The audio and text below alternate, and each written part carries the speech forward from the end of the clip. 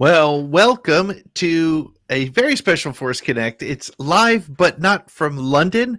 And we are talking about, oh my goodness, there was a couple things that happened in Star Wars news today. So to make sure that we got it all covered, you have myself, Pete Fletzer. I'm joined by Nick and Chris as always, but I'm also joined by the person who called me about a month and a half, 2 months ago, said, hey, I know we're not going to be able to be at Star Wars Celebration, so do you want to do something? Becca Benjamin said that her and Mark would be happy to join us, and I'm so glad she's here. Plus, she brought along a friend of ours, a friend of the fandom, the Queen of Puns, Kelly Knox, is with us as well. How's everybody doing today? Wow. Don't everybody speak at once. I think we all feel the same way. I'm speechless. Yeah. Becca, what are your thoughts as you come into the end of a very long day, following Twitter, watching things live, trying to keep up with the news? What's on your mind? How are you feeling about Star Wars right now? Well, other than I failed miserably as a receptionist because I'm supposed to be able to multitask, keeping up with live stream, Twitter, and everything in all my social media and trying to get everything on there. It was a juggle, but Yeah. I am extremely overwhelmed, but in the best way, if that makes sense. Yep. I just can't believe we're here, like, as a fan, and this is all happening. Yeah. And I am a loss for words. I'm excited. I'm ready. And I'm afraid to be able to keep up with everything like all you guys are with podcasting and whatever, and writing and blogging. Like, how are we going to do this? How are we going to do this? It's a welcome challenge for sure. Right. So for those that don't know, Becca and Mark are from the podcast Tarkin's Top Shelf. And if you read Star Wars books or enjoy Star Wars books, or even if you don't enjoy them, but you like the idea of them, check out Target's Top Shelf. It's how I keep up with a lot of the book news going on out there. But speaking of books, we have an author, Kelly Knox. Not only does she write the funniest tweets on Star Wars Twitter, but she's written a number of books, including the Marvel Monsters one, which my son just absolutely loves. So Okay. Kelly, how are you feeling on this crazy Star Wars Celebration Day? Overwhelmed is a good word, but also really optimistic. I think there's Yeah. so much stuff you probably couldn't have predicted that came out today, unless you're very good at putting your ear out for rumors. But but I feel like a lot caught me by surprise, at least. So I was really excited to see all the great stuff coming out of there this morning. I'm on West Coast time, so it's about 6 a.m. when all the news hit. So that's great. It'd be great. Mark, how is it? How are you feeling about? How did you respond? What was your reaction to the flood of news? It wasn't just a couple things; it was a flood today. The first thing I did this morning was check at what time the live stream was starting, so that I'd be ready for that. And it lined up pretty perfectly with my daughter's online school. So like she's working, I'm watching. But I just happened to go on Twitter before that, and there was a panel happening already, the Lucasfilm Showcase, and like people were tweeting about movies. And like by the time I even wrapped my head around the fact that they had announced a movie like at all, I was watching the live stream, and it took me a while to catch up to the fact that like Dave Filoni's directing one, James Mangold, Ray is coming back. Like that blew my mind. So it was very weird because watching the live stream, you would have had no idea any of that was happening. But the live stream was very good. Very high energy from the hosts on the stage. Of course. And a lot of focus on the Acolyte series, which, being a High Republic fan, I'm very interested in. So having a chance to really get to meet the cast, they came out in 2s and 3s, and it was just very, very interesting stuff. So I wish there would have been some focus on the movies that were introduced. I think the only thing that really got to mention was when James Mangold was out there with Mads Mikkelsen and Phoebe Waller-Bridge talking about Indiana Jones, which, fine. But I do wish that they had brought in like Daisy Ridley. She was there today. So anyway, maybe she'll be on the live stream one of these other days. But I'm very pumped about the future of Star Wars. And, that's not even everything that was announced today. Oh, no, it's insane. Chris, how are you doing, my friend? You're very you didn't get your comic book news today yet. but I think that's tomorrow, so I'm yeah. okay. No, How are you feeling about things, my friend? all right, so Pete and Nick know that I'm half vampire. I'm really late, and it comes to my work schedule, so I sleep late. So I woke up. I got woken up by the notifications, and I was just groggy. I'm just like, wait, Ahsoka, acolyte. Oh God, this is amazing. I'm like, I'm groggy and I'm losing my poodoo at the same time. It was a weird feeling, but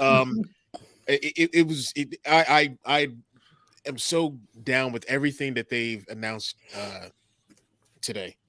Oh, especially that I think for me, the Ahsoka trailer was it's next level. Like it really was. yeah. But hearing that Rey is coming back, which for me means that hopefully Finn is coming back. I think Absolutely. so. Yeah. So Gosh, I hope so. I'm incredibly excited for what's about to go down for all of Star Wars right now. Yeah, for sure. I mean, it's like it's wild just how much stuff. I'm still like trying to get my arms around it, and it's a finite number of things. But holy cow, Nick, how did you how did you respond? I mean, everybody has said, we've all had the feelings. We've said all the things. So exciting. We're going to dig into all the Star Wars stuff, certainly over the course of this show. We're going to get some callers in here to get their thoughts. But I would be remiss if I didn't point out the other thing that I got really super excited about. As my friend, Dr. Henry Jones Jr., we got a new trailer. We got Mangold. We got Phoebe Waller-Bridge and Mads Mikkelsen out on the live stage. I mean, the two things that were the core of my childhood were Star Wars and Indiana Jones. And so, we were at Celebration last year when Harrison came out to wish John Williams a happy birthday. We were in the room at that panel, and I cried like a baby. It was one of the best things that I'd ever experienced. So to get more of that, to know that, June 30th, I'm going to be wearing this hat that doesn't really fit my head at the movie theater as a 45-year-old adult. I was beyond excited for that. But yeah, all the Star Wars stuff, like it is so fun. It is so beautiful and it's so exciting. And it leads me to the toast that I want to lift up tonight, because we always have a toast to start the show. I want to toast two things in particular. I do want to toast to Dave Filoni, because we're kind of living in the power and glory of all the things that Dave Filoni has done, not only mentoring under George Lucas, learning, bringing these story ideas and threads, and really understanding the core of what Star Wars is, and, carrying us along the way. And again, we're getting it not only with Mando. Everybody that got to watch the Chapter 7 earlier today or last night in London, they're losing their mind, because these next two episodes are going to be amazing. But that's going to channel into the Ahsoka series, Skeleton Crew, eventually this movie that's going to tie it all together. And that all rests certainly with Jon Favreau, but absolutely at the feet of Dave Filoni. So I want to raise my glass to Dave Filoni. But the other thing I want to toast tonight is just the fun of Star Wars and the fun of being a Star Wars fan. We all exist in the social media space. It's not fun all the time. There's never somebody that's happy about something. But when we have events like Celebration, what you realize when you watch that footage, I saw several people post it online during the course of the day. We talked about it when we were all there together last year. For all the nonsense, for all the knuckleheads, for all the crap that goes on through the year on Star Wars social media, when you show up, it's not there. It's people that are happy, that love Star Wars, and they're hanging out. And that's what we all need, certainly in this world that is broken and, dealing with a variety of, crap on any given day. So the toast tonight is certainly to Dave Filoni, but also just to the joy and fun that Star Wars truly does bring. So cheers. Happy Star Wars. Happy Star Wars. Yeah, to Dave Filoni, the somehow balancing several plates king. Oh my gosh.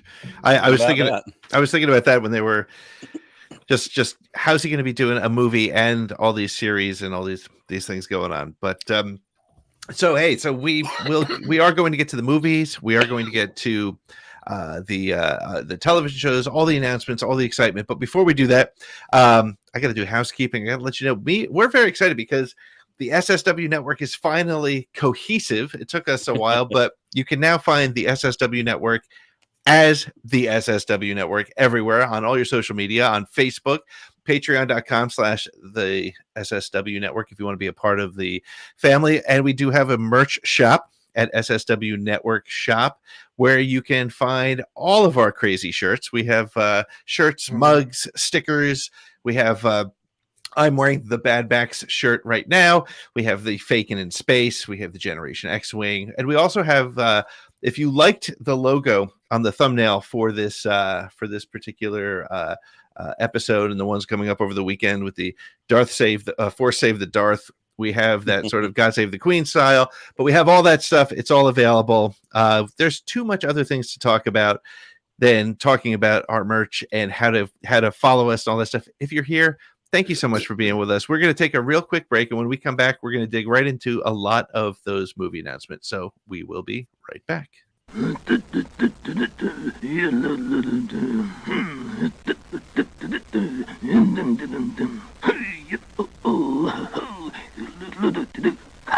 So Star Wars Celebration is finally coming up this week, so it's okay to let the Tuca cat out of the bag, as they say. I'm so excited to announce that you can be on the lookout for Watto, a Star Wars story coming to theaters in 2025. So a lot of fans were complaining last week that Bo-Katan got to take off her helmet in front of all the other Mandalorians, and she didn't get in trouble, and that the rules don't make any sense. Hey, it's fake and in space. Lighten up, eh? We were watching The Mandalorian yesterday, and they said, "Oh, I saw Lizzo, and it pulled me right out of the show." You know what pulled me out of the show? Seeing a bunch of pit droids sitting around having a drink. Get back to work. Oh, everybody's so excited about the movie announcements today at Star Wars Celebration. And hey, so am I. But I can't help but notice that they didn't announce my movie. I don't know why that was. I'm going to give Kathleen Kennedy a call real quick. Hey, I just caught the new episode of The Mandalorian Ragnarok today. Oh my goodness, I could not believe what I saw. And you know what? A lot of people loved it. A lot of people hated it. My opinion is, I thought it was... I'm a Toydarian.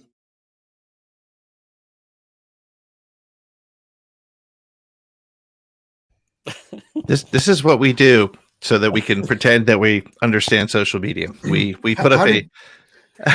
How did you get Triumph the Insult Comic Dog? Voice for you? Yeah, it is kind of Watto the Insult Comic Toydarian, I guess.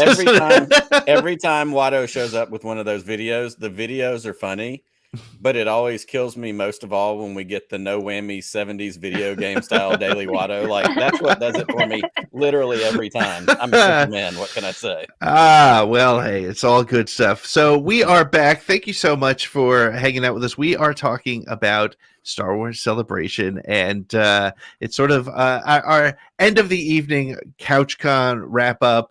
I honestly don't know where to start. We got 3 movie announcements today. We got the announcement of a movie directed by Dave Filoni, as we said before. We have a movie coming up that will feature Rey 15 years after the Rise of Skywalker, and we have a movie about the first Jedi being directed by James Mangold. I don't know where to start, but why don't I do? Let me just start in this point, and let's address the bantha in the room. We have gotten movie announcements for the last couple years. Mm-hmm. A lot of them haven't happened. Becca, you were mentioning an article or an interview that was done with Kathleen today, where I have a completely different level of confidence that these movies are going to be delivered. How do you feel about that? I agree with you. After watching the live stream, I sat down and watched all the IGN interviews, and there was one specifically with Kathleen Kennedy, and the question was actually brought up about, well, I guess the other ones are all shelved, because today we got new ones. She goes, "Oh no, I wouldn't say they're shelved. Nothing is shelved." Right. She goes, it's a process, and that's just it. I mean, all these. Just be honest, fandom. You've never created a movie. You don't know what goes into it and what all those details are. Mm-hmm. It is a huge process. And one of us sitting here right now is a creator. It's a process even to come up with a book pitch and to get that solidified and then to work that out into details. It is a process. Right. So that said, I have such confidence. I mean, Kathleen Kennedy doesn't get she doesn't get hiccuped when she's asked a question. She delivered, every answer very directly. I have confidence in this woman. I'm sorry, I do. I mean, I shouldn't even say that I'm sorry. I just, No, you I shouldn't. do. Yep. So Yep. there you go. Yeah. I've spoken. Well, and I love in one of the clips I saw, I didn't get to see all of those interviews, Becca, but I loved how she made that exact point. She's like, people don't understand what movie development means. Like, it's not just, hey, here's an idea, we're going to make a movie. Like, it takes such a long time to go from idea to script to like, there's so many moving parts. There's so much to it. And that, they should be able to come out and say something like that and go, look, we want to do this as much as you want us to do this, but it's a process. And in the meantime, poor us, we've gotten like 1 million TV shows that are all pretty freaking good. So, Well, I'll add to the reason why. First of all, I have confidence in Kathleen Kennedy. She's a lifetime producer. She's created all of our childhoods, right? She's been a part of the most important film moments in our lives. I mean, I don't want to overstate it, but that is not incorrect. However, my confidence is through the roof for 3 reasons, one for each movie. Number one, Mangold must have crushed the indie movie for them to say, okay, now go do a Star Wars movie, right? Yep. So that's number one. So I feel good about that. Number two, Dave Filoni is not going to leave for creative differences at this point, right? He's got a different relationship with the stories and the way things go. So I think those other historical challenges that have come through, they're going to, even if they do happen, they're going to be managed very differently. Dave is a different part of the team. So Dave's is happening. And third, you don't walk Daisy Ridley out on stage unless you're pretty confident that this film is happening. And I have to toot my own horn. I don't do this often. In fact, Nick knows that when I see people do it online, I usually give them a hard time about it. But I have to say, on the 23rd, I said Daisy Ridley will appear on stage at Star Wars Celebration as they announce the next Star Wars movie will feature Rey. I even went so far back in December to say Daisy being at Lucasfilm is 100% to discuss bringing Rey back at some point. And look, I joke and say it was a vision, but the reality is it was going to happen. I mean, it had to happen. I think Daisy, one of the things that I'm very excited about from Daisy is that, look, Harrison and Mark and Carrie, they all had this point of their career where they kind of wanted to separate themselves from Star Wars a little bit, for understandable reasons, right? I mean, it was such a big part of their life. They wanted to move on. Daisy, I think, I get the sense is like, you know what? It was a big part of my life. I'm going to embrace it and I'm going to run with it. And that's got me very excited. So, Kelly, what are your thoughts on the 3 movies? Which one are you looking forward to most? And what are your thoughts on the possibilities or the the guarantee that they're going to happen at this point? If my memory might be wrong, but I feel like some of the ones that have not yet made it out, I feel like those were announced more at investor calls, smaller events, which I feel like is a huge difference from announcing it at Star Wars Celebration in front of thousands of screaming Star Wars fans. So just the fact that they chose this venue to announce those movies, I personally I haven't even questioned the fact that they're coming out. Like, it's just a given. They're coming out. I think I'm most looking forward to Rey's movie. Although I already have a million questions about the I think Dawn of the Jedi is what some people are calling it, but the first Jedi movie, because I feel like that might mean the first Mandalorian Jedi, so give me Tar Vizsla in that movie. Like, my mind is already like, what could we see? And the other thing I really liked about that particular announcement was the timeline had the Old Republic up for the first time. Which I got really weirdly excited about too. So of all the movies, I think I'm most excited for Rey because I want to see Finn again and I want to see where the galaxy's going, but I'm also super excited for all of them is the summary. Chris, do you think Benny Relp in the chat asked the question, do we think it's going to be episode 10? No. I think they're done with the episodic thing, especially with George's story and they're going their own way. So no, I think these are going to just be singular movies. There's no need to even do a trilogy. I mean, do one, please. Bring out all the give me. But But if they don't have to, be sequestered to a trilogy. They don't have to do trilogies. You can do, just do single movies or a 2-part or something like that. Just do whatever. Just give me all the Star Wars. Stop, give me. I always think about when I had Mike Chen on my show a long time ago, and he said the biggest potential, he didn't call it a mistake, but I can't remember the word he used, but the biggest challenge with the sequel trilogy was because they were episodes 7, 8, and 9, there was so much pressure on them to be connected, to deliver what people had in mind. He said if they were just the continuing Star Wars adventures, they probably would have been met with a very different level of response. So I'm with you, Chris. I don't really want to see episode 10. I think we're done. The 9 were George's sort of box. Yeah, we'll go from there. Yeah. Mark, we haven't heard from you. What are your thoughts? Correct me if I'm wrong, but every movie that was announced at a Star Wars celebration has happened. Yes. It's only the ones that were rumored or, as Kelly said, investor call announcements that have not made it through. Yep. So I'm fairly confident that they're going to happen. Also, your prediction, it's a good one. But I think it was a pretty easy one to make, especially from our perspective with the books. We've noticed patterns that certain eras, when things are in development, do not get touched with literature or comics really until those are done. Right.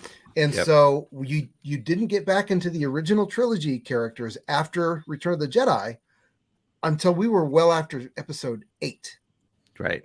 And they had pretty much shown where the characters were ending up. So they felt that they could tread in that area without stepping on the toes of the filmmakers anymore. And so that's when we started to get it. And we have had nothing post episode 9 in literature or comics at all. Yeah. So know that they're leaving that open for something, for some reason. Yeah. And so I could have seen this Daisy Ridley thing coming on the horizon.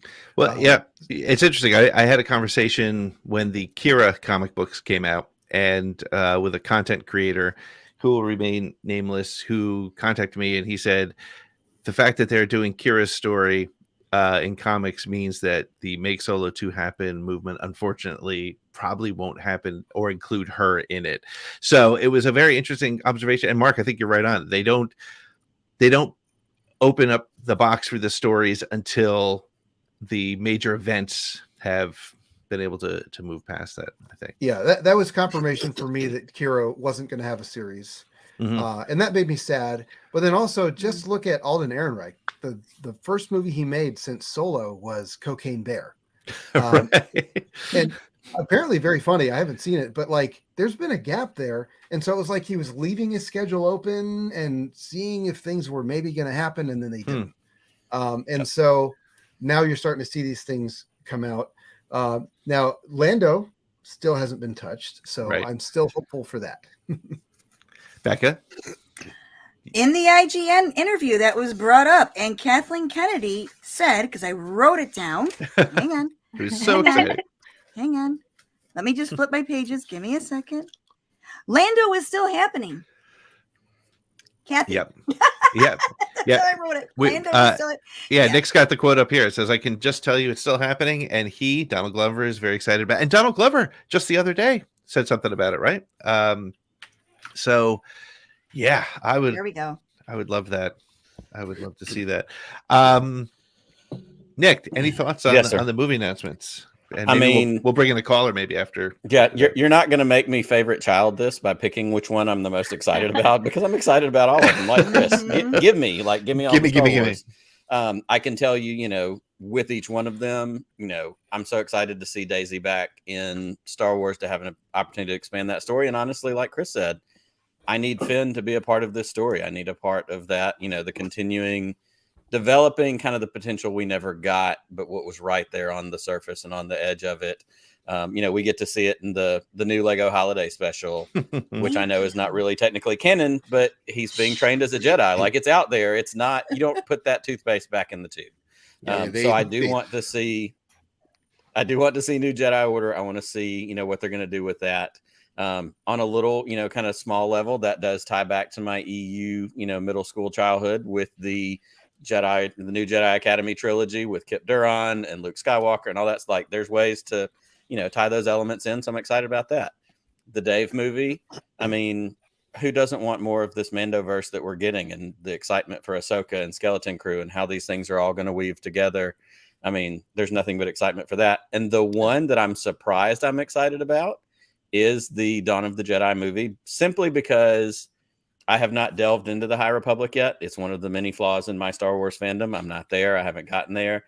It's not an era that has called or appealed to me. But when he said Ben-Hur and the Ten Commandments, I was in, because those are movies from my childhood that are epic storytelling movies, even if they're not about subjects that are necessarily a part of your personal faith or dynamics or whatever. Like Charlton Heston and the Ten Commandments is my whole childhood watching that movie, and it was on every major church holiday. It was on TBS 4 times in a row, and that's epic storytelling. Ben-Hur is the same way. So to get a story about the origins of this Jedi thing that we've known about for so long painted in that lens is entirely fascinating. And the other thing I saw online earlier today is that for the most part, outside of, I guess, the High Republic stuff and with Acolyte coming, everything we've gotten in Star Wars has been in like a 70-year window. Yep. So to wind it back 25,000 years and dig into like, what was it really like a long, long time ago, far, far away? Like, let's go there. That sounds fun. It's different. A longer time ago. Much longer time ago. Well, before we bring in our first caller, I do want to. I ran a quick poll on Twitter today. In a couple hours, we got over 400 votes, and I would say not surprisingly, but everything's surprising. Daisy Ridley's movie came in as I asked what movie reveal from Lucasfilm Showcase are you most excited about? The Daisy Ridley movie came in at 45%, Filoni at 35%. And 20% for the Mangold movie, and I think that feels about right. I mean, I don't know which one I'm most excited about. I'm excited to go back to Rey. I was always a big fan of her, and Chris said it before. If it means the return of Finn, then I think we'll all be very happy about that. But so Nick, why don't we bring in our first caller and get some other opinions on what's going on here? So that's it. Here we go. Yeah, it helps if I press the button all the way. Karga said you were coming.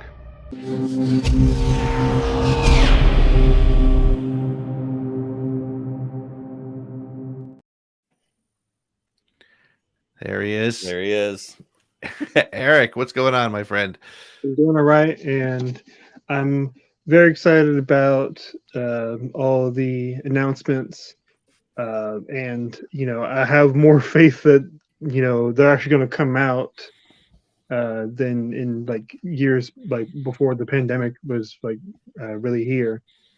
And like I want to see what they explore, like not just like the big ideas, but individual characters that we're going to be introduced to, because like James Mangold's movie, like I think we're going to have an entirely new cast. I don't think there's going to be a character that we have seen before that's going to be in it.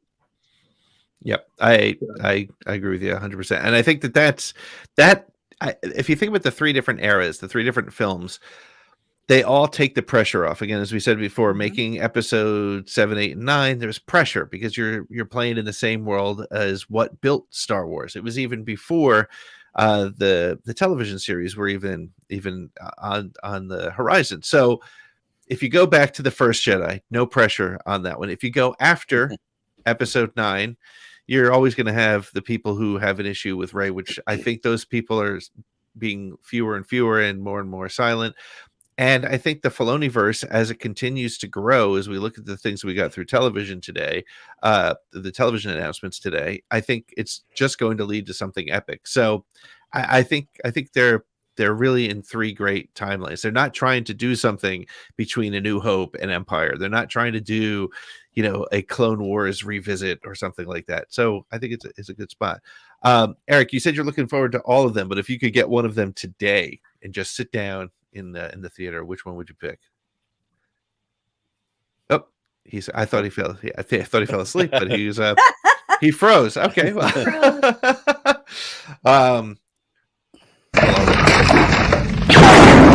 boring conversation anyway.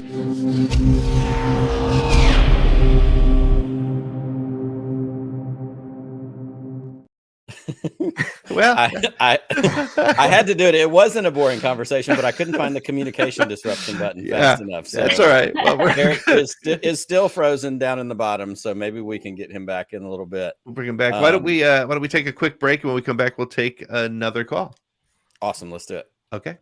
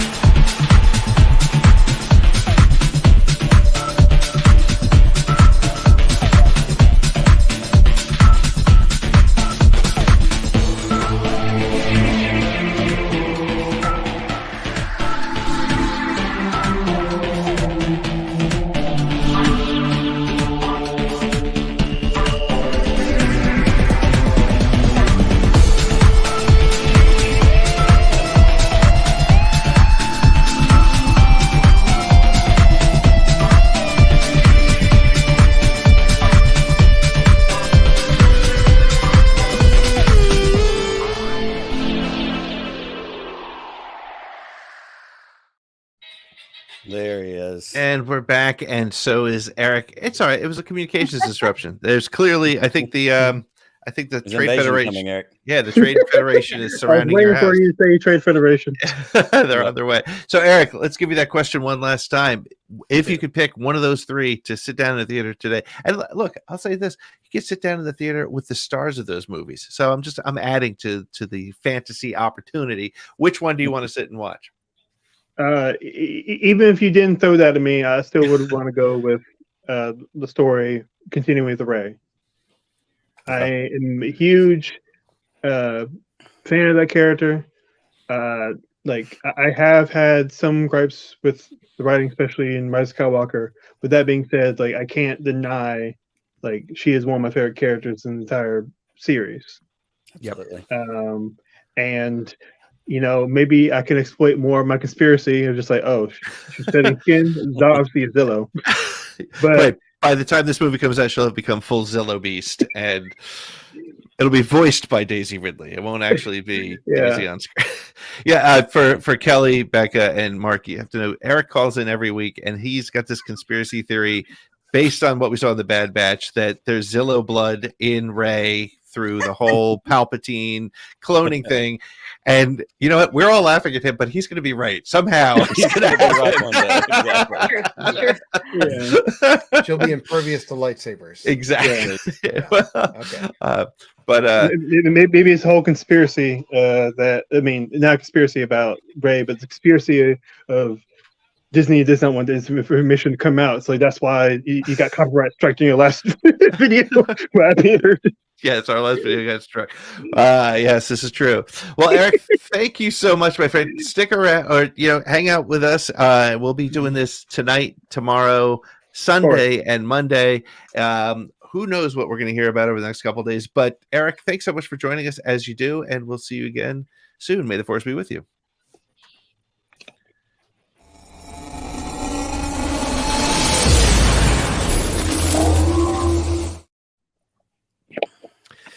Yes, I love that. The Zillow Beast thing is going to happen. It's going to happen. I know it's going to happen. All right, I'm going to throw something out before we bring in our next caller. I want to get everybody's opinion on this. I had said in one of my tweets, and I firmly believe that Grogu will be a part of the Rey movie. I believe that Grogu is money, right? And I hate to put the business hat on, but Grogu is money. Chris is laughing. What do you guys think? Will Grogu be part of the evolving Jedi Academy? Becca, I think so. What do you think? That's a hard one to answer. And I think I'm swaying towards something Kathy said today. Was that when they discussed Ahsoka and they discussed Dave's future film, she mentioned that, anything Ahsoka, that's Dave. It would never get done with anyone else other than Dave. Right. So going with something like that as her answer, referring to his future film and what he does with Ahsoka and all that, I look at Grogu in that same sense. I mean, that was a John and Dave thing. I just can't see someone else, helming the ship with him other than those two. I feel that's just the way it goes. I mean, you think back to Lucas's days, he was very protective over certain characters and what could be done. He didn't really get in the way of the EU in the books, but certain things you can't touch that. You know what I mean? So I look at it like that. So I don't know. It's a very touchy thing because like they were with the trequel. Wow. With the sequel trilogy of trying to, combine two words there. They were very specific about not letting Mark Hamill and Harrison Ford and Carrie take the limelight away from these new characters. So I think if you throw Grogu in with Rey, it kind of steals Rey's thunder. Just my thought. Yeah, good thought. Mark, what are your thoughts? Well, I would say it wouldn't make me mad. I mean, Grogu, like you said, Grogu is money, but there's a reason for it, which is number one, he's cute. But as he develops, it's really nice to watch him grow. Right. And, to see him as a more competent, fully realized character at some point down the road, it seems to make sense. So, I mean, I wouldn't say either way. Like Becca said, it's been sort of like a Filoni Favreau thing, but, characters can cross over. So I don't disagree with her reasoning, but also, I wouldn't be mad about it. I guess that's where I would say. Sure. Chris, you got your own thoughts on this. Listen, we all know what's about to happen with Grogu. I don't know if he's going to be a student or a colleague of Rey's, but he's going to be an enemy. It's coming. Grogu the Destroyer is coming. They gave you little bits, like when he force choked Cara Dune. It's just precursors to the tyrant of the galaxy that he is going to be. You'll see. You'll all see. You'll all see. I feel like he's going to have an Arnold Schwarzenegger accent then. Yeah. Yeah. The lamentations of their women. Going to use the Force, destroy you. I think you're breaking Kelly's heart. Or we need Kelly. We need Kelly to save us from this Grogu the Destroyer path we've tried to go down. I want to see fan art. I'm gonna say he's Grogu the Mandalorian. I think he's one of the Mandalorians referenced in the title. I think he's made his choice story wise, and he's not a Jedi. But that's just that's just my opinion. Yeah, of course. I just feel like they were they very much settled the fact that he walked away from the lightsaber and picked up the armor and the little shirt. It's so cute. I mean, he might have a cameo because God bless cameos, but I think his Jedi days are done. What if he's the Mandalorian and the title of the Mandalorian? That'd be like the biggest twist ever. It'd be wild, right? Yep. T.W. McKay, you have a post-9 film theory. I'll say it someday if it happens. I'll stand and applaud. So you got to dial in. We got to hear from you. And speaking of need to hear it. Dialing in, well, why don't we bring in our next callers waiting patiently in the wings? And who might you be?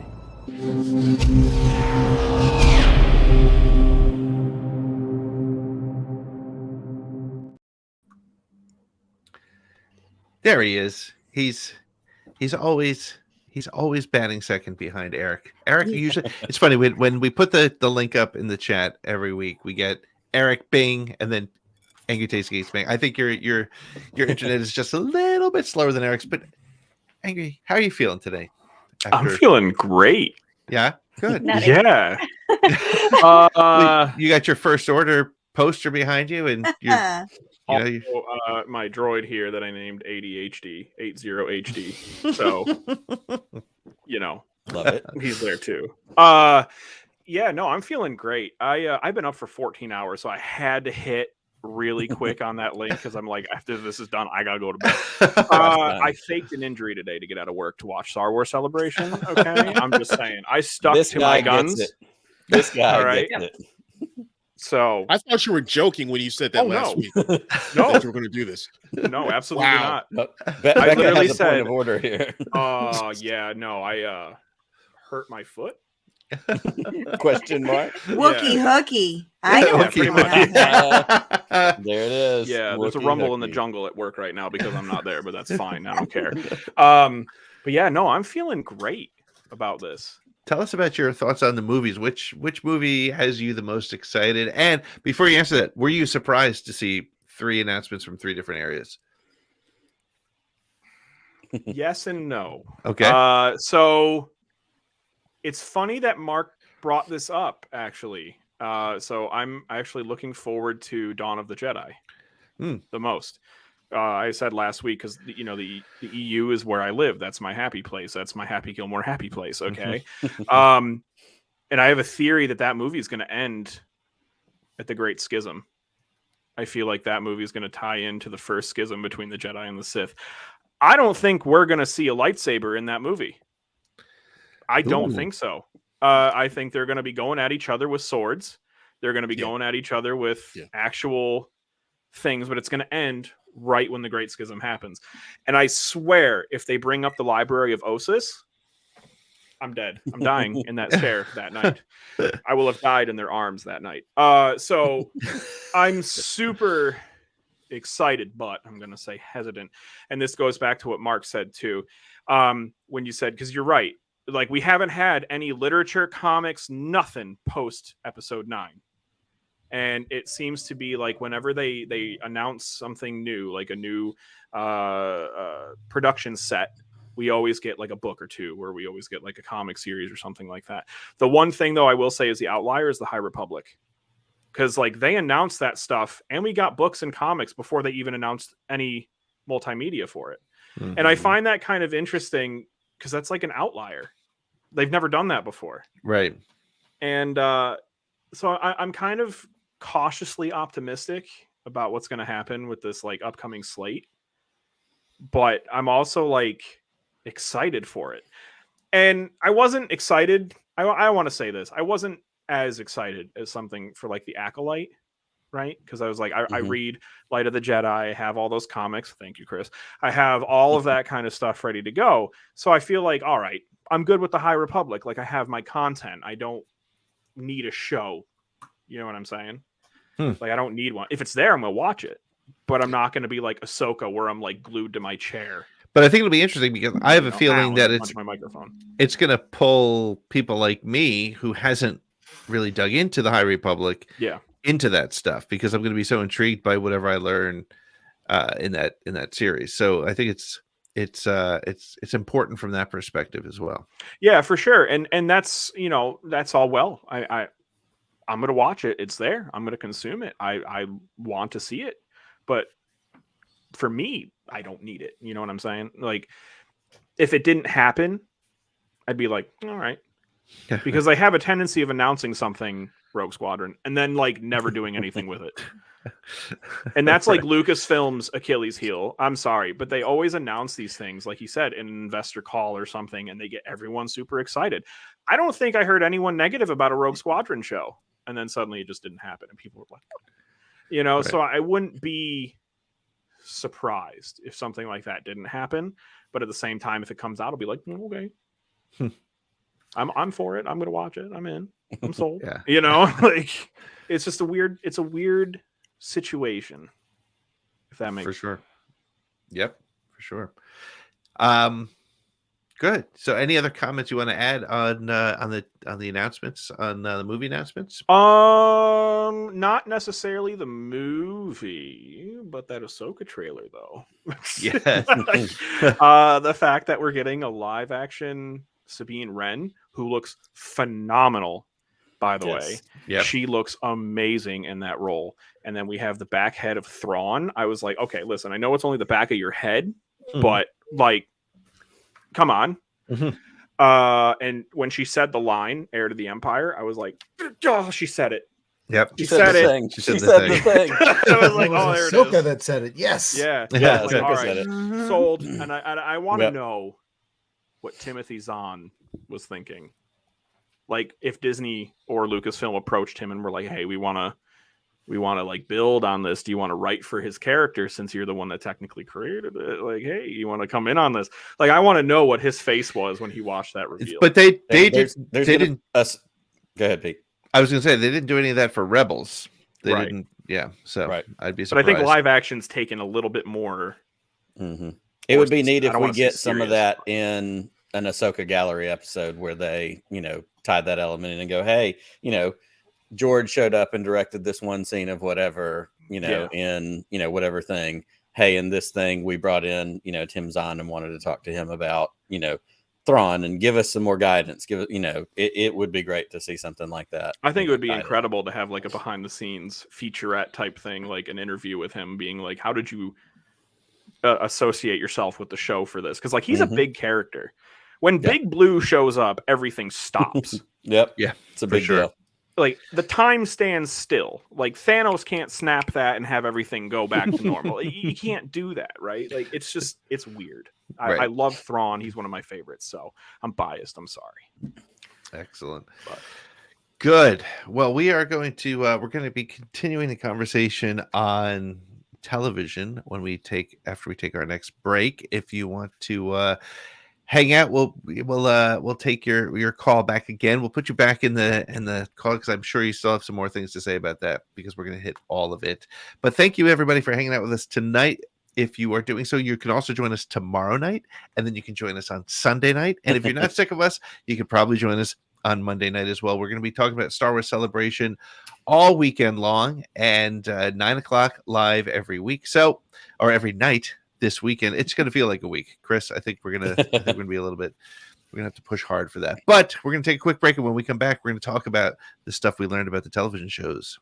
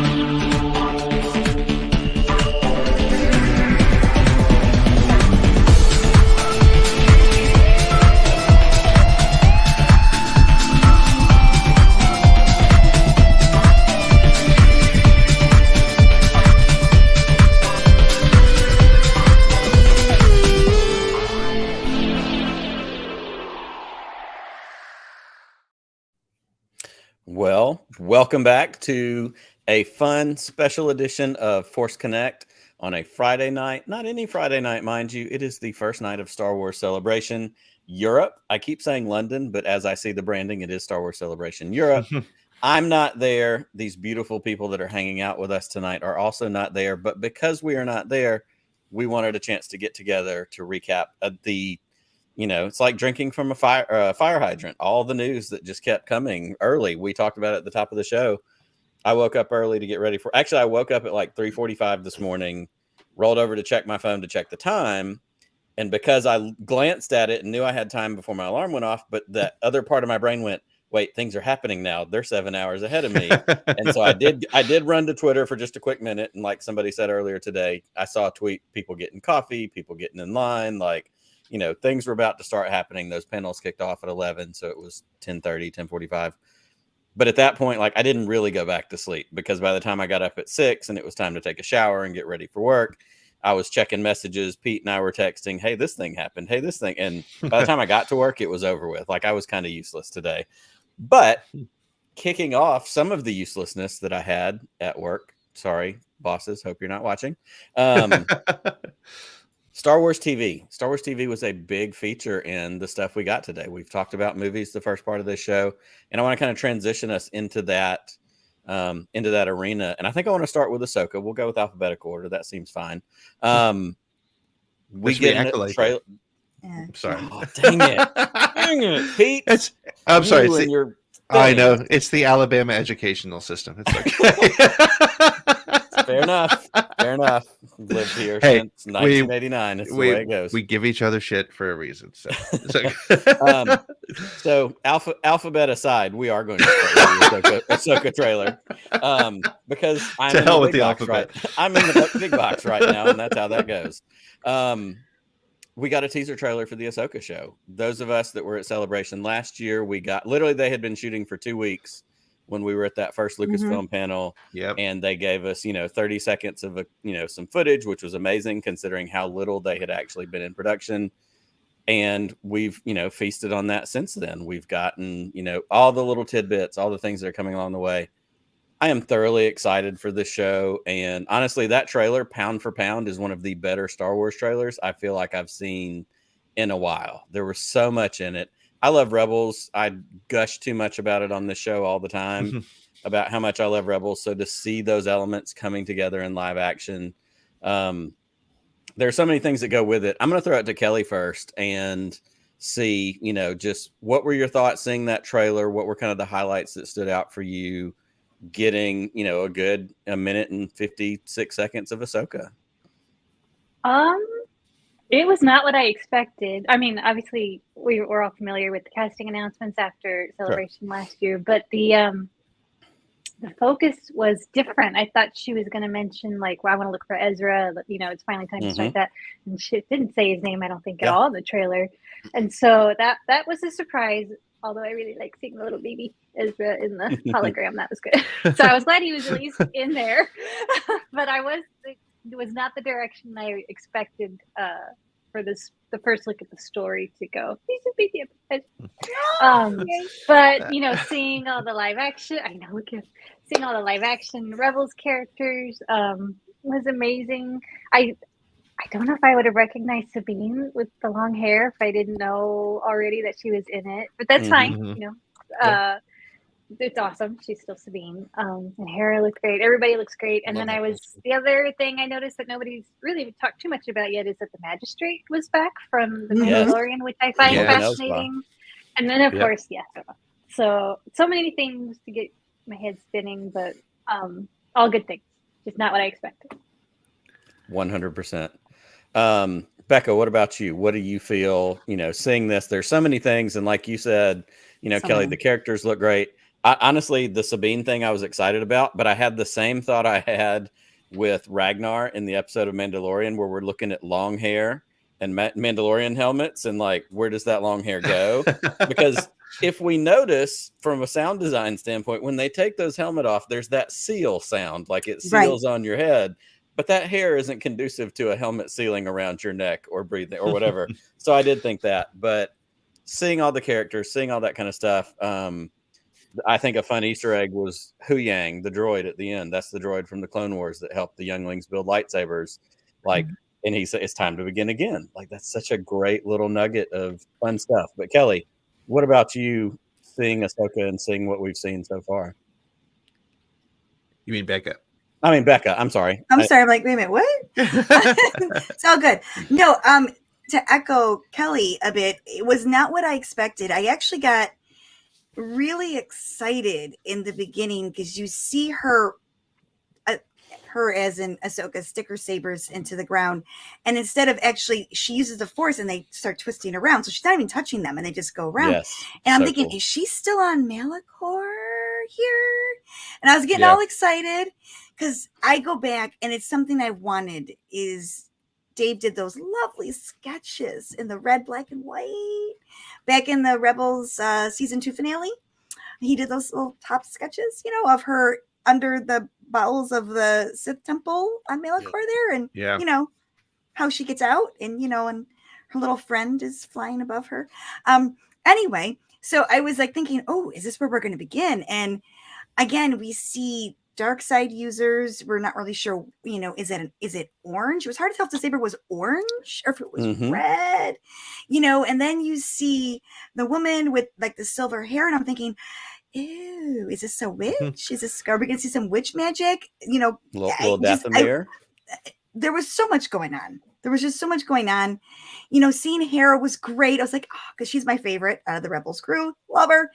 And of course, Sabine was awesome. And of course, our little blueberry, just a little image of him.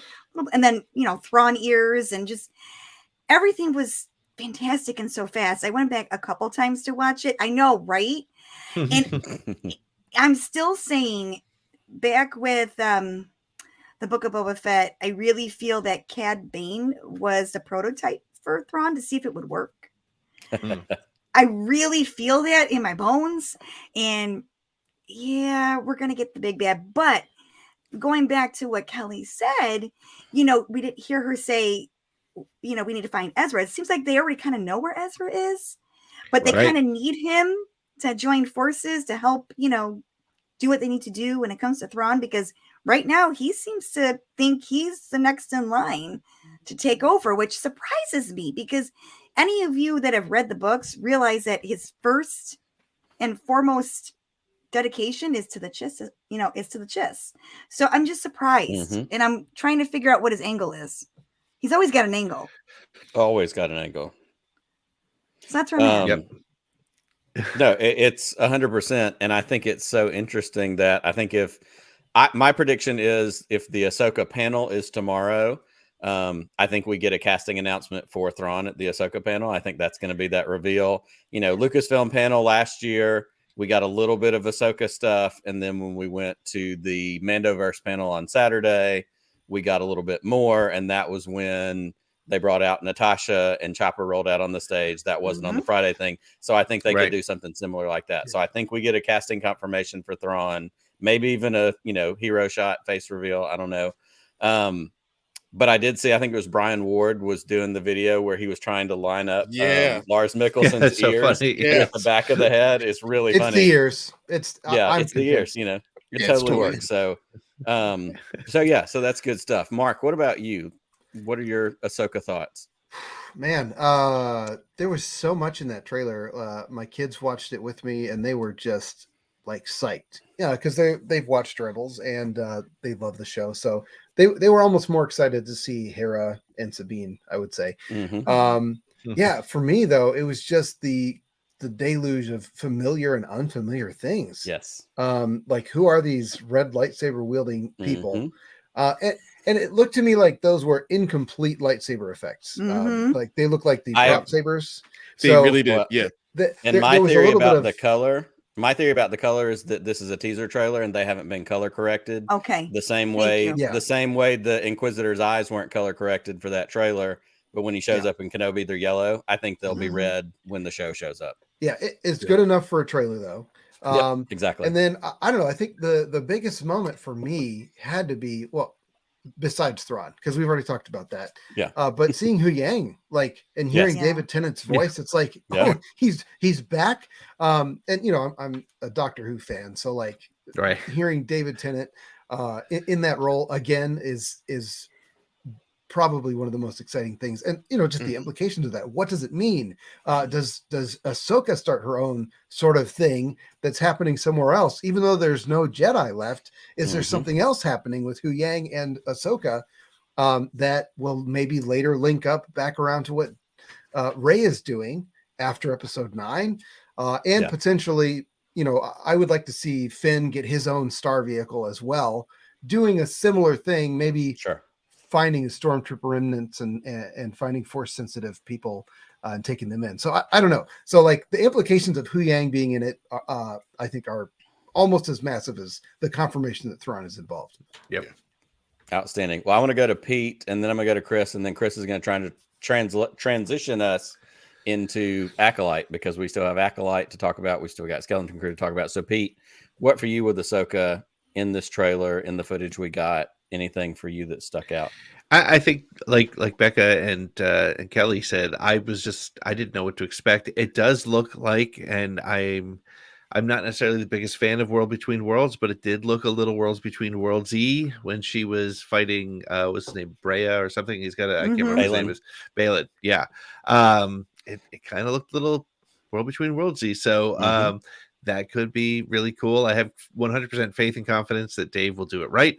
But that's one of those areas that makes me nervous. However, I mean, if you think about it, if you think about Rebels and Ahsoka, that's a key focal point of that story. So it might make sense to go there. And then they can totally retcon the sequels, and then they can throw them out the window, go down a different timeline. Start them all over again. Wait a minute. Exactly. That's what's happening. That's not this show. No. But no, I mean, it was just a great looking trailer. I think you said it, Nick. It really, it felt like a major motion picture trailer. So, and Mon Mothma was in it. Yep. Holy cow! Yep. Oh yes. And Kaz's father was. And Kaz's father. That's right. Yep. So we got there's going to be connections as which has been one of the best things about Star Wars over the last 10 years. It's just the interconnectivity is fantastic. Yep. So absolutely. Christopher, hit us with some Ahsoka thoughts and then take us to Acolyte. There's no one thing from that trailer that was like that was a standout to me. It was, for me, the overall feeling of or the fact that we're seeing so many different characters and stories within, all the Star Wars storytelling come together in this one. Seeing Kaz Ziono's father, seeing Huyang in this, and and of course the characters from Rebels. It really helps to make just everything more whole and more connected and everything sort of on the same level, the live action with the animated and maybe in the comics and the novels, one day, everything is on the same level of importance. So that's one of my big takeaways from this trailer and for the Ahsoka series. Awesome. Hey, actually, I have a thought before we get to Acolyte. As a little bit of a transition, we've got another caller hanging out, another one of our dedicated Friday night friends. Let's bring them in because I can almost guarantee you he has thoughts on this exact topic before we change subjects. So why don't we hit a video, Pete, and get him in here?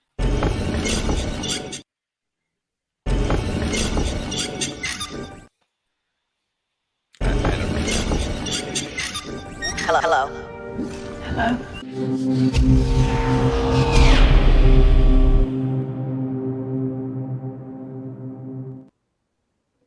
Wait, where did he go? I pressed the button. There he is. There we go. Oh, there. Oh, wow. There we go. Hello. Jeff. I think said Good you're in the evening, show, sir. and I was like, no, I'm not. Try What's going again. Awesome. Okay. How are you? I'm good, man. This has been a great show. I've enjoyed just sitting here and listening to everybody's opinions and all that. So this has been really cool. Getting to hear Awesome. Well, everybody's you thoughts and I about this. texted very briefly earlier today, and Yes, it kind of revolved around something around 9 or 10 o'clock this morning, which was holy crap, Ahsoka trailer, all capital letters, and went from there. So I feel like this is the great time to bring you in. Where are you with this trailer, and what are your thoughts and feelings? Okay, before I start, let me just raise a glass to Star Wars in general, because without Star Wars, we would not be having these conversations. We would not have this space. We would not have these connections. I would not have this friendships. Wouldn't have any of this stuff if not for something being faking in space. So here's to Star Wars. I loved the Ahsoka trailer. Now, I've had to catch myself because the last few series trailers have been really good, and then they're almost better than the show. And that's what worries me about some of these trailers sometimes, is the trailer gets so hyped, and then you watch the show and you're like, well, it wasn't as good as the trailer. But I thought this trailer was fantastic. I thought it hit a lot of boxes. It scratched a lot of itches. The Rebels characters, obviously, I mean, because Rebels is in a whole nother stratosphere on this show where it belongs. Yes, I was it's going to take me a little bit of time getting used to Rosario Dawson voicing Ahsoka and not Ashley Eckstein. That's been going to be a little bit of a transition for me when she speaks, not hearing Ashley Eckstein. But I mean, it was pretty damn good trailer, if you ask me. It was so much. It had me fired up. so many fun little things. We get to see the Phantom 2. We get Chopper kind of doing that little fist pump. Yes. I mean, it is, again, Hera. Like, Hera's, in the shot where she's flying. She's in the shot where she's addressing, was a pretty typical Star Wars, mission briefing room. And she says, we need to prepare for the worst. And, they're building stakes in this trailer pretty early. Something dark, something heavy. Honestly, the red Lucasfilm logo, when that popped up, like, that also awesome. Told me something. That was awesome. Well, that's what they did that for Clone Wars season 7, right? Yes. And with the Bad Batch. Yeah, right. Bad Batch. They did so it means not good things are happening. See, it's a Dave thing. Great. I thought it was it is fantastic. a Dave thing for sure. It's a Dave thing. And Rosario's really wielding the sabers good too. So that was my biggest complaint with the prequels was when Mace Windu with Samuel L. Jackson could not fight with a lightsaber for shit. Pardon my French. And so that ruined that character for me because he was not believable for 1 second wielding that lightsaber. But Rosario Dawson I'm believing this. Well, I was twirling. I enjoyed the way she handled herself in Mandalorian. I think she captured a lot of the sort of subtleties of the animation, the way she looked, the way she moved, the way she handled the lightsabers there too. So there were several things, even in this trailer, when she hits the window with the sabers and jumps out. That shot of her fall, the high fall and landing on the ground, like that's Clone Wars season 7, when they're landing in Mandalore and she tells Rex, "I'll see you at the bottom." And that's that classic enemy, the flip and the land and the sabers to stop yourself. Like, it's very stylized. And you're right, Pete, when she showed up in, that episode in Mando, same thing, the way she jumped from rooftop to rooftop, like there's a lightness that connects to the way she was animated and the way that character, one of her force abilities is the ability to jump and, that kind of stuff. So very, very, even her cutting a hole in the floor. And it, that's not holding the stairs, throwing them down and using the force. I mean, why take the stairs? No, I'll be right down. Just put your hole and down you go. Also, I know Nick seeing Hera takes back to one scene in Rebels that gets you every time with Kanan and Hera. So when seeing her in live action took me back to that scene in Rebels. You know what scene I'm talking about. Yeah. And so it was cool seeing her again. It even took me back there for a minute. It was great. Before I get out of here, the Indiana Jones trailer was phenomenal. I, like Nick, grew up with Indiana Jones. I was not a fan of the fourth movie. I was not a fan at all. So this trailer was almost like, oh, this is Indiana Jones. This is the Indiana Jones I'm ready to see again. Yep. The fourth movie did nothing for me. And I'll throw this at you as your homework assignment, and as I get ready to push you out of here. I don't know the last time you watched Kingdom of the Crystal Skull. Watch it again and just chalk up the cheesy Tarzan jungle bad CGI as just bad CGI. It's really not as bad as you remember it being. I'm just throwing that out there. That's my hot take for the night. Yeah. Kingdom of the Crystal Skull, not as bad as you think. Okay. That's a great movie with one bad sequence. Correct. You haven't led me astray yet, so that's right. I'll believe your you assignment. It's all Shia LaBeouf's fault, man. Yeah, it's all Shia's fault. So. We blame Shia for that. But yeah, I'll do it. I'll give it another shot. Awesome. All right, Jeff, it's good to see you. Thanks for tuning in. Hopefully, we will see you tomorrow or Sunday or Monday. And as always, may the force be with you. Always.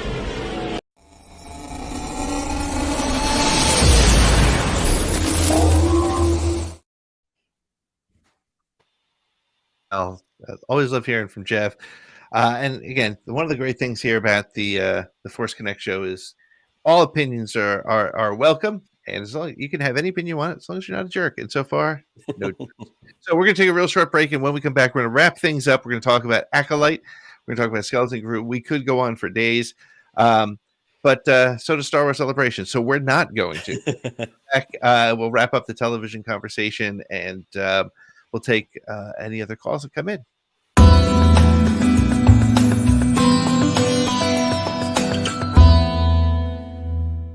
Revenge of the Sith acting challenge. I play Obi-Wan, you play Anakin. You're the blue line. No. Let's go. No. You were the chosen one. No, this is a FaceTime call, buddy. I think It was said that you would destroy the Sith, not join them. No, you definitely have the wrong number. Bring balance to the Force, not leave it in darkness. I'm not even sure what you're talking about, but thank you for calling. Check who you're trying to call. You got the wrong number, and don't be so upset about it. I'm sorry. You just have the wrong number. It happens. It's happened. You were my brother, Anakin. No, I'm not even Anakin, and I don't know who you are. I loved you. Oh, hey, easy. Listen, I don't feel the same way. No, don't do that. Don't do that. No, I'm so sorry. I hope you find who you're trying to call, though. Wait, where are you going?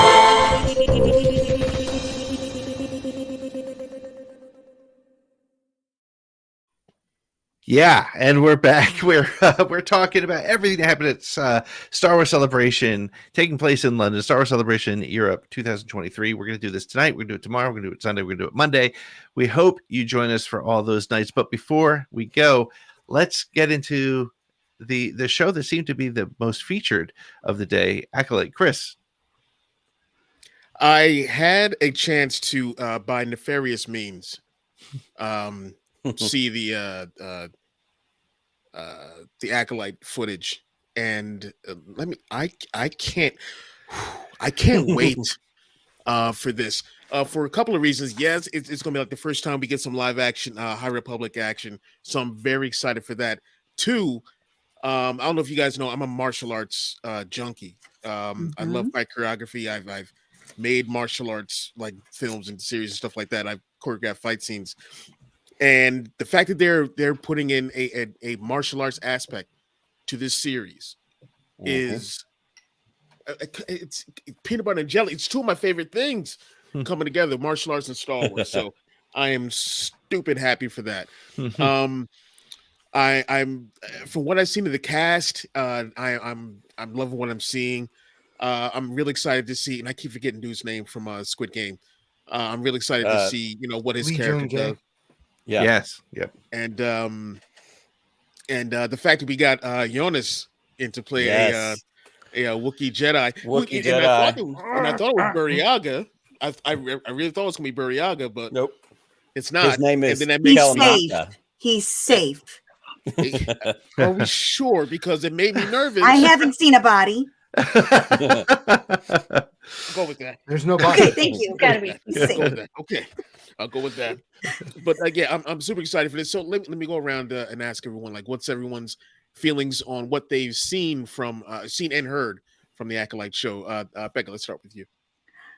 I'm excited. I'm gonna first start off with what Kathy said today about Leslie's storytelling. It blows her mind. It's compelling. That alone, I've been saying since this morning, since they were really pushing it, really talking to everybody. I really feel that Acolyte is going to be the game changer for Star Wars. No doubt in my mind. Yes, I do. This is going to be different in a lot of ways. If you really listen to those interviews, and she's awesome. Okay. She knows exactly what to ask, how to ask it to get the right answer. If you haven't noticed that, she's just, she's awesome. So anyway, that said, if you listen to what was being said by everyone that's in this series, they're basically saying this is going to be one of those stories that the perspective all depends on which side you're on. It's all about the balance. There really isn't any necessarily good or evil, so to speak, right and wrong. Right. It all depends on where you land, where your moral compass is. I think we're going to be challenged with that. I think there might be a lot of us that actually side with someone who is considered dark-sided. Yeah. Just saying. And I'm ready for it because this is 50 years before the Phantom Menace. Plagueis is out there, folks. That's all I'm going to say. And, and look at the talent. Look at the talent that's in this show. Oh my gosh. I just bring it on. I'm ready.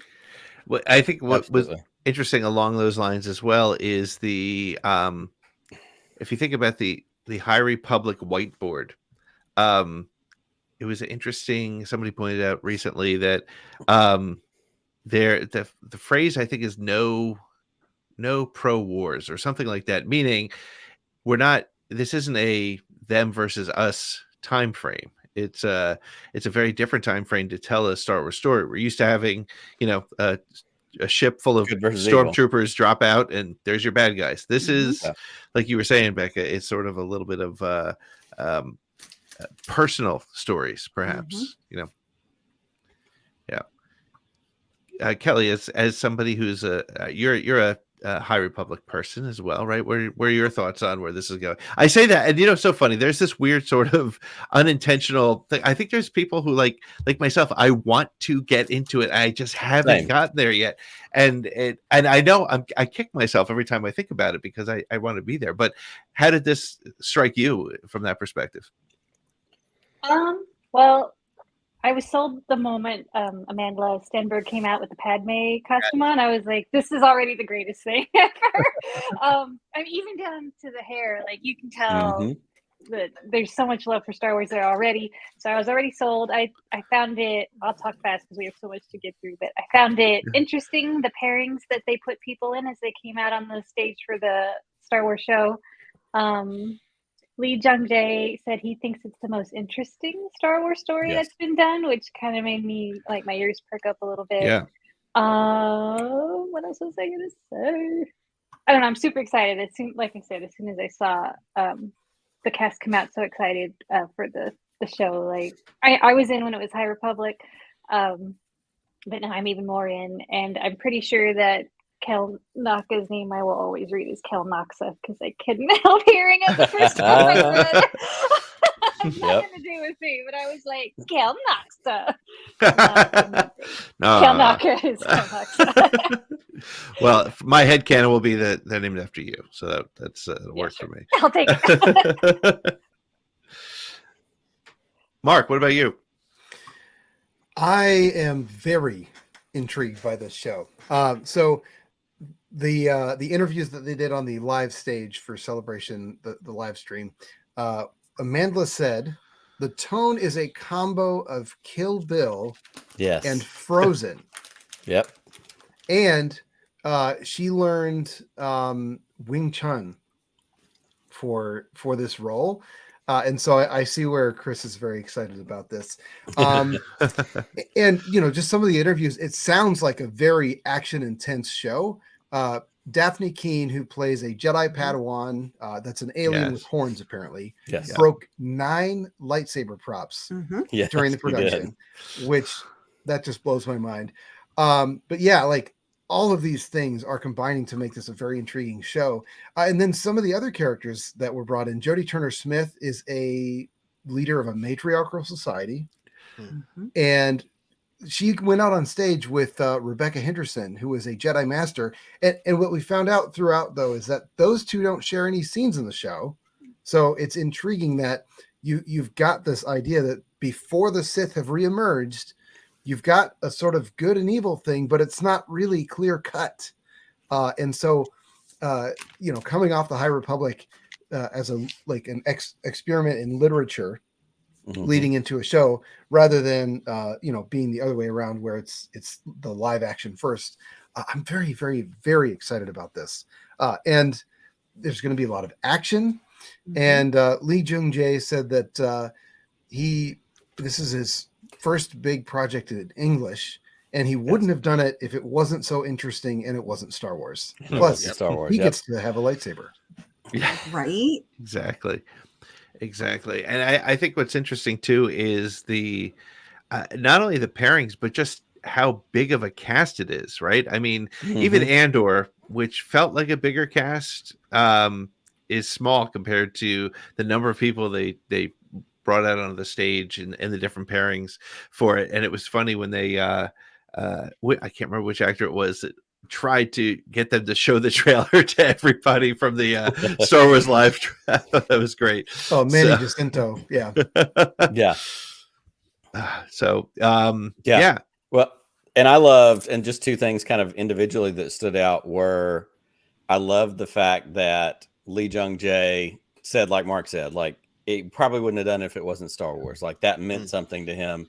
But also the wonder he had sitting on that live stage, looking at all those people around him. And he was literally like, I had no idea it was going to be like this. Like, I didn't know this was the thing. Like, he didn't know there were this many nerds like us that were excited for this kind of thing. The other thing that I really loved and I took away from it, because again, High Republic has not been my avenue to this point. I'm going to get there. But I loved the commentary that we saw in those interviews, but also in some of the stuff we've seen online, to where when Leslie Headland came in and had those initial conversations about doing this show, how blown away everybody was by how much of a Star Wars nerd she is. Like she came in and they're like, she knows so much more stuff than we do. Like, they were, like, this is something, it's a passion project. Like, it's truly something she was excited for.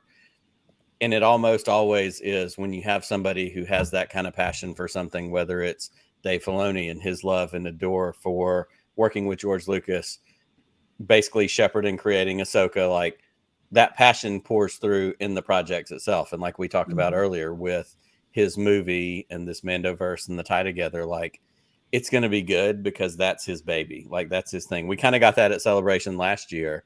And some of the, commentary and story that came out of it was that's his pet project. Like, it's going to be his kind of epic swan song, big deal. Like, that's his thing where his energies and attention are going to go. So I'm excited to see it because of the passion behind it. The cast, every one of them was excited. Every person that came out on that stage was thrilled, to be able to see and be a part of, all of that. And again, Jonas as a Wookiee Jedi, like, what is to dislike about that? Like, give that man more opportunities because he's another fan. He's another positive light, positive force for, hey, I want to be a part of this. And, you love to see that.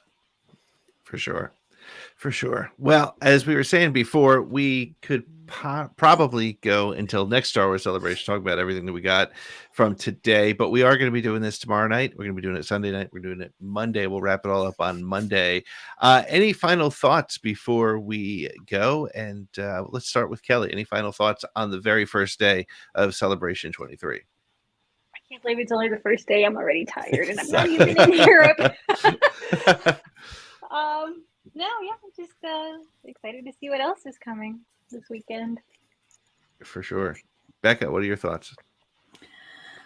Like Kelly, I'm exhausted and I'm not even there. I'm not even like walking around and doing, oh my gosh, trying to get everywhere and be everywhere all at once. And oh my gosh. But that said, I'm excited to see. I mean, today was such a full day. Like, is every day going to be this way? Like, how much book and comic content are we going to get like tomorrow? And then, what snippets are we going to get from the Ahsoka panel? And is Rosario going to take the stage tomorrow? I get so many thoughts. I'm sorry, all these questions. I'm just very excited, and we're not going to sleep. We're not even there, but we're still not going to sleep. We're going to do all the things, all the things. We're going to do all the things. Mark, what do you think we're going to? How you feeling? What do you think we're going to get tomorrow? I have no idea what we're going to get tomorrow. I mean, today was so surprising, and we didn't even get the panels that a lot of this information came from. Right. So, like, it's hard to predict what's going to be the main focus tomorrow. And going into the weekend, I won't have the opportunity to sit down and watch the live stream like I did today. Right. So it's going to be a lot of relying on what everybody says tomorrow to react to. So that'll be fascinating. I am good at improvising. I'm quick on my feet though, so I think I'll do all right. But yeah, like, just an overwhelming amount of information about the Acolyte today, and that's only one of the 10 things that they featured today. Yeah. So yeah, it's going to be a big weekend, and we're gearing up to have a big few years of Star Wars here. Yeah, we're right at the beginning again. It feels like every time there's a Star Wars Celebration, we say, "Wow, what a time to be a Star Wars fan!" We got so much on the horizon, and today was much more than I even expected at this point. Well, I want to thank everybody for being with us tonight. Becca, Mark, Kelly, thank you for being our special guest. Where can people follow you, Kelly? And if you're not following Kelly Knox on social media, you're missing out on all the so good many stuff. Puns, so many amazing horrible, puns. Terrible. They are amazing. They are amazing. I'm still on Twitter at Kelly_Knox. Once in a while on Instagram. I think I'm just at Kelly Knox on Instagram. I'm trying to get back into that one. So yeah, please find me, say hi. Awesome. Well, thank you for joining us tonight. I don't think you're going to be with us tomorrow. You're welcome to join us if you're so inclined, but I know you have a lot of things going on out there. So thank you for being with us tonight. Thanks for having me.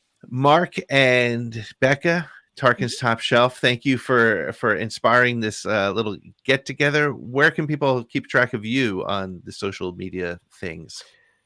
Well, since I'm in the center, I'll go first. I'm at Mark E. Sutter on Twitter and Instagram. And if you want me to see a post specifically, tag me, and I will usually reply. And I also have my own writing projects. I have a website, markshooterauthor.com. I have a blog, and I will do a newsletter once enough people sign up for it. And I've self-published a book that probably needed an editor, but hey, I was sitting on it for 2 years, and my wife said I had to publish something. So Vulcan's Blade, it's like a dime store Tolkien novel. So check that out.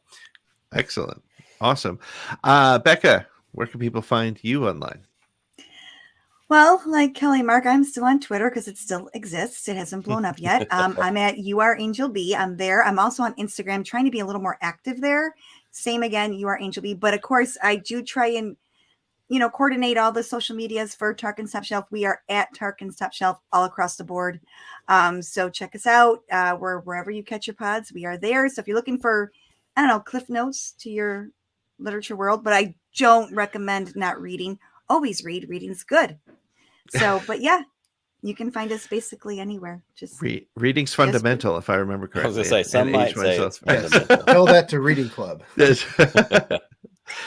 Chris, before we go, what do you think we're going to hear tomorrow in some of the comic stuff? Well, I mean, if we go by what happened last year, today was heavy, and then it'll be like light. Like I think someone put in the comments too. It'll be like light-ish on the second day. But for me, we're getting all the other comics, all the stuff that's coming out for the comics and the books. So I'm very, very invested with what goes down tomorrow. So we will be talking about it here live tomorrow night, again at 9:00. Nick, anything you want to add before we say goodnight? I mean, we've said it a couple times. We've said it in the chat. I can't believe this is day one. I can't believe that, there's more to come. I know we kind of get a little bit of, peaks and valleys during Celebration. You can't have big, crazy days every single day, but, we've got Ahsoka panel, tomorrow. There's going to be some fun stuff coming out of that. I'm really excited to see a potential casting announcement for Thrawn. I'm excited about the Return of the Jedi 40th panel, whatever's going to come out of that. I'd love for that one to be streamed to the live channel just because it's not breaking new stuff. It's kind of more, remember and retro, feelings and that kind of stuff. So that'd be a good one for them to stream. I hope they do. Yeah. But, other than that, I hate that I'm missing out, but I'm so excited that we've got all this stuff coming our way. And I'm still kind of hoping that, if we can get, that 7th episode of Mando dropped early because everybody else in London got to see it, I wouldn't be mad at that. I'd love to wake up in the morning and drink my coffee and watch that. So, hey, Disney, when we were at Celebration last year and we got to see those first 2 episodes of Kenobi live and in person, they dropped them a couple hours early so that the rest of everybody else could get to see it. Seems like we should do that again. But hey, either way, we say it all the time on the show, Pete. You and I talk about it, Chris. We've talked about it. We're living in a golden era of Star Wars. We are living in a time where we are getting so much good stuff that appeals to so many different levels, whether you're a comics person, a books person, High Republic, old trilogy, original trilogy, prequels, sequels, anime. Like, if you like Star Wars on any level, there's something out there for you. And all you have to do is, swing a cat and hit the thing that you get to watch and consume next. Like, it's great. It's so much fun. No animals were harmed in this live stream. No animals were harmed. No Tuca cats were swung in this live stream. But I'm excited. I can't wait to do this, for the next 3 days and just see what else comes our way. Well, awesome. And thank you to everybody who hung out with us tonight. We saw a lot of you in the chat and we appreciate it. We're reading along. We appreciate you chatting, putting your comments in. Feel free to call in tomorrow night. We didn't get to Skeleton Crew tonight, but maybe we'll get to that tomorrow. But hey, Nick, may the force be with you. Sir. Always. Just one more round, friend, then homeward bound, friend. Don't forget me in your dreams. Just one more song, friend, and then so long, friend. The nights get shorter, it seems. Just one more rhyme, friend. Yes, it's a crime, friend. But you know time, friend, time can fly. So it's good night, friend. Good night, but not goodbye.